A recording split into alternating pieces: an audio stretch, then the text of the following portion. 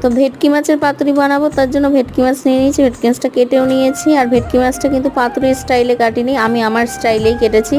এখানে লবণ, হলুদ আর টক দই দিয়ে দিয়েছি। এবার দিয়ে দেবো কাঁচা লঙ্কা বাটা, তারপর দিয়ে দেবো সর্ষে বাটা, দিয়ে ভালোভাবে সরিষার তেল দেবো, দিয়ে ভালোভাবে মাছটাকে ম্যারিনেট করে নেবো। মাছটা ম্যারিনেট করা হয়ে গেছে, 1 ঘন্টা রেস্টে রেখেছিলাম। এইবার কাজ হচ্ছে পাতুরি বানানোর জন্য পাতায় দিয়ে মাছটাকে বেঁধে নেওয়া। এবার পাতায় দিয়ে মাছটা বেঁধে নেওয়ার সময় কিন্তু অবশ্যই কাঁচা লঙ্কা আর সরিষার তেল দিয়ে বাঁধতে হবে, এবং কাঁচা লঙ্কা সরিষার তেল কিন্তু স্কিপ করা একদম যাবে না। এটা স্কিপ করলে কিন্তু পাতুরির টেস্টটাই পুরোটাই নষ্ট হয়ে যাবে, কারণ এটাই পাতুরির টেস্টটা আনে। তো সবগুলো বাঁধা হয়ে গেছে, এবার পাতুরিটা ভেজে নেব। তা পাতুরিটা নিমে আছেই ভাজতে হবে। ভাজা হয়ে গেছে, আর পাতুরিটা কতটা সুন্দর সিদ্ধ হয়েছে সেটাই দেখাচ্ছি।